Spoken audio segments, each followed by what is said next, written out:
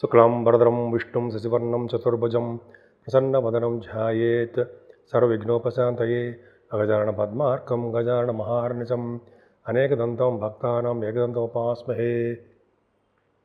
ఓం గం గణపతయే నమః. ఓం శ్రీమాత్రే నమః. ఓం శ్రీ గురుభ్యో నమః. మా ఆది ఆస్ట్రాలను చూస్తున్నటువంటి మీ అందరికీ పేరు పేరున నా హృదయపూర్వక నమస్కారాలు. నేను మీ వాడ్రేవ్ ఆదినారాయణరావు శర్మ, సిఎంఏ అంటే ఐసిడబ్ల్యూ మార్చారండి, సిఎంఏ క్వాలిఫైడ్ సిఎంఏ నేను. అలాగే అసోసియేటెడ్ మెంబర్షిప్ కూడా ఉంది కాబట్టి ఏసీఎంఏ. అలాగే ఎంఏ ఆస్ట్రాలజీ వాస్తు 2000 ఇయర్లో చేశారండి. సరే, అది పక్కన పెడితే ఇప్పుడు మనం జూన్ 22వ తారీఖు నుంచి 28వ తారీఖు వరకు కూడా ఈ 12 రాసుల వాళ్ళకి ఫలితాలు ఎలా ఉన్నాయో తెలుసుకోబోతున్నాం. ముందుగా దానికంటే ముందర మీరు జాతకాలు చూపించుకోదలుచుకుంటే ప్రతిసారి చెప్పినట్టుగానే date of birth, time of birth, place of birth ఉండాలండి. అంతేకాకుండా జాతకాలే కాదు, అనేక రకాల ముహూర్తాలు కూడా, మంచి మంచి ముహూర్తాలు కూడా పెడతాం మనం. వివాహ శుభకార్యాల ముహూర్తాలు కూడా నేనే పెడుతుంటానండి. మీకు ఏమాత్రం అవకాశం ఉన్నా మీరు మా అది ఆస్ట్రాలజీని కన్సల్ట్ చేయవచ్చు. అంతేకాకుండా నేను చెప్పినవన్నీ మీకు నచ్చే ఉంటుంది అనుకుంటాను. ఒకవేళ మీకు నచ్చితే ఇవన్నీ కూడా నేను చెప్పిన రాసులు మీరు ఒక లైక్ చేయండి, మీ ఫ్రెండ్ సర్కిల్లో షేర్ చేయండి. అలాగే వీలుంటే సబ్స్క్రైబ్ కూడా చేసుకుంటే చాలా మంచిది. వృషభ రాశి వారికి ఈ వారం మొత్తం బాగుంది. ముఖ్యంగా రవి బుధులు ద్వితీయ భావం ఉండడం వలన కెమిస్ట్రీ సంబంధించిన విద్య, అపారమైన విద్య, తెలివితేటలు, రసాయన శాస్త్ర పాండిత్యము బ్రహ్మాండంగా ఉంటుందండి. అలాగే ఆగమశాస్త్ర పండితులకి, వేదశాస్త్ర పండితులకి, అలాగే యాస్ట్రాలజర్స్కి చాలా అద్భుతమైన కాలం అని చెప్పచ్చు. రవి బుధులు ద్వితీయ భావం ఉండడమే గ్రేట్. దాంతోపాటు గజకేసరి యోగం, గురుడితో పాటు చంద్రుడు 25, 26 తారీఖులు 25, 26లో గజకేసరి యోగం. ధనప్రాప్తి బాగా విశేషంగా ఉంటుందండి. వృషభ రాశి వారికి ధనప్రాప్తి వారం రోజులు చాలా బాగుంటుంది. మీ జాతక ప్రకారం చూసుకోండి. మీ వ్యాపారాలు రీత్యా కానీ అయితే ఉద్యోగాల రీత్యా ధన సంపాదన బాగా పెరుగుతుంది. వేళ్ల పట్టు భోజనం చేస్తారు. ప్రేమతో ఆప్యాయతతో కూడిన భోజన వసతులు, ఫుడ్ మీకు ఉండి తీరుతుంది. అలాగే బుధ చంద్రుడు కాంబినేషన్ 3rd భావం ఉండవాలండి. 22వ తారీఖు బుధుడు కర్కాటక రాశిలో రావడము, 27, 28లో కూడా చంద్రుడు ఉండడం వల్ల ప్రయాణాలు చేస్తారు. ఎక్కువగా ఆభరణాలు కొనుక్కుంటారు, వాహనాలు కొనుక్కుంటారు. మీ వే ఆఫ్ లివింగ్ స్టైల్ చాలా మారిపోతుంది. కొత్త కొత్త ఆలోచనల్ని కార్యరూపంలో దలుస్తుంటారు. ఏదైనా కుజుడితో కలిసిన కేతువు అద్భుతం అండి. జనరల్ కేతు మంచివాడు కాదు కదా, 12th హౌస్ నాడు 4th భావం ఉన్నాడు, మీకు తెలిసిందే. జనరల్గా విదేశ పర్యటన, దూర ప్రయాణాలు చేస్తుంటారు. కానీ కుజుడు వలన భూములు, వసతులు బాగుంటాయండి. కేతువుడు ఉన్నాడు కాబట్టి కుజుడు యొక్క చెడు ప్రభావం అంతా కూడా మంచి చేయడానికి అవకాశం కేతువుకు ఉంటుంది కాబట్టి మంచి చేస్తాడు. తల్లిగారికి బాగుంటుంది. ముఖ్యంగా వాహనాలు కానీ, భూములు కానీ, లేదా అపార్ట్మెంట్స్, ఇళ్ళు కానీ కొనుక్కోవడానికి మీ జాతకులకు ఉంది. ఏదైనా సంతానం విషయంలో కొద్దిగా జాగ్రత్త వహించండి. మీ ఆడపిల్లలకు కానీ మగపిల్లలకు కానీ వాళ్ళ పక్కదారి పట్టకుండా, లేకపోతే మంచి పద్ధతిలో ఉండేటికి పెంచండి. ఎందుకంటే శని ప్రభావం పంచమస్థానం ఉంది కాబట్టి మీ పిల్లల మీద మీ దృష్టి ఉండాల్సిందే. వాళ్ళు మంచి డెవలప్ అవ్వాలంటే మీ సంతానం మీద, ఆడపిల్లలు అవ్వండి, మగపిల్లలు అవ్వండి. ఎందుకంటే పంచమస్థానం శని దృష్టి చూస్తున్నాడు కాబట్టి మీ పిల్లలు వక్ర మార్గంలో వెళ్ళడానికి కొంతమందికి వాళ్ళ జీవితాల రీత్యా ఆధారపడి ఉంది. కానీ కాబట్టి అంటే గురుదృష్టి ఆరోగ్యంగా ఉండడం వల్ల లా రిలేటెడ్ సంబంధించిన వ్యవహారాల్లో మీకు గెలవడము, లేకపోతే అనారోగ్య సమస్యలు ఇచ్చే బయటపడము, చాలా విషయాలు మీకు బాగా అనేక రకాలుగా కలిసి వస్తాయండి. మేనమావులు చాలా బాగుంటుంది.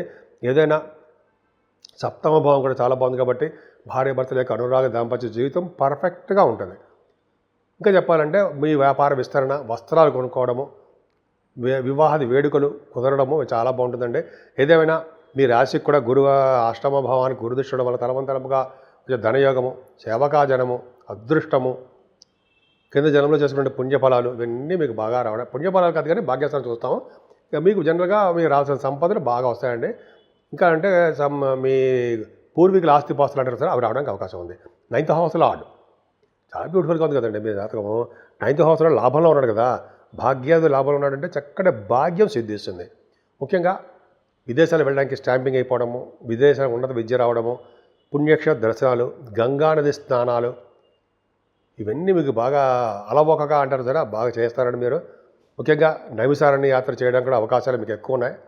కలి ప్రవేశించిన ప్రదేశం ఏది ఉందయ్యా అంటే ఈ భూమండలం మీద ఒక్క నైమిసారణ్యమే. అక్కడికి వెళ్ళడం వల్ల మంచి యోగం కలగడానికి అవకాశం ఉంటుందండి. అద్భుతంగా రాణిస్తారు.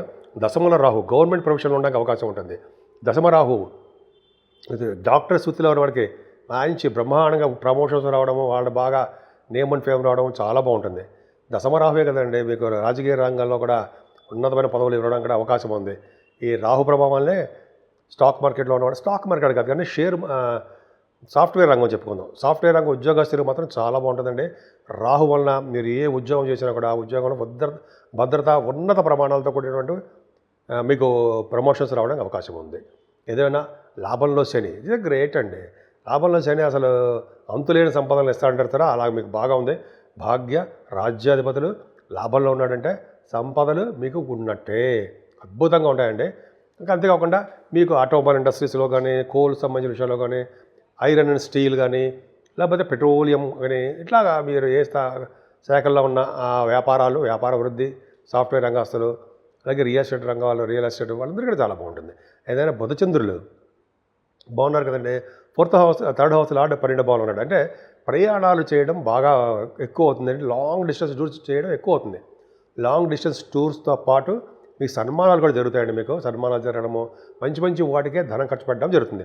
వృషభ రాశి వారికి కాలసర్ప దోషంలో ప్లానెట్స్ ఉన్నాయి కాబట్టి అమ్మవారిని పూజించడము, వినాయకుడికి ఆరాధన చేసుకోవడం వల్ల సర్వకార్యసిద్ధి కలుగుతుంది. 12 రాశుల వారికి అంటే మేషం నుంచి మీనరాశుల వరకు కూడా చెప్పదగ్గ పరిహారాలు అంటాం కదండి. రెమెడీస్ రెమెడీస్ని పరిహారాలు అంటాగా. ఏంటి ఏమీ లేదండి. చక్కగా మీకు రాహుకేతుల మధ్యలో అన్ని గ్రహాలు చక్కగా అంటే మీరు పూజ చేసుకోవడానికి అనమాట. రాహుకేతుల మధ్యలో అన్ని గ్రహాలు బంధించబడి ఉన్నాయి. దీన్నే సవ్యకాల సర్పదోషము అంటాం. అందుకనే కాళహస్తిలో కనుక అమ్మవారి దర్శనం చేసుకోవడం ఒకటి, రాహుకి కేతువుకి అక్కడ పూజలు చేస్తారండి, అద్భుతంగా పూజలు చేస్తారు.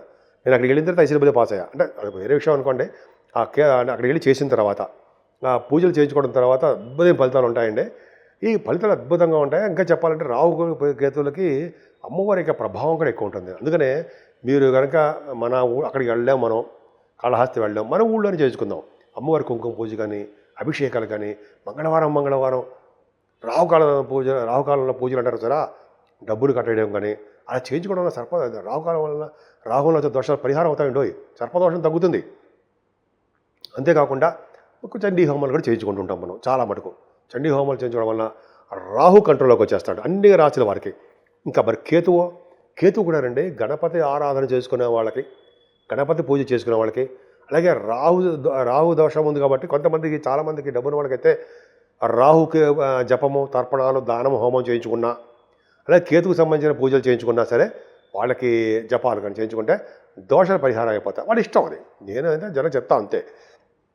కేతువుకి గణపతి ఆరాధన, పౌర్ణమి తర్వాత వచ్చే చవితికి వినాయకుడికి గరికి సమర్పించడము, సుబ్రహ్మణ్యేశ్వర స్వామికి పాలతో అభిషేకాలు ఇవి చేయించుకోవడం వలన, అలాగేనండి ఆంజనేయ స్వామిని అసలు వదలకూడదండి. మనం ఏ ఒక్కరు కూడా వదలకూడదు. ఎందుకంటే ఆంజనేయ స్వామిని పూజించడం వల్ల సర్వదేవతలని, అందరి దేవుళ్ళని పూజించడం ఫలితం దక్కుతుందిట.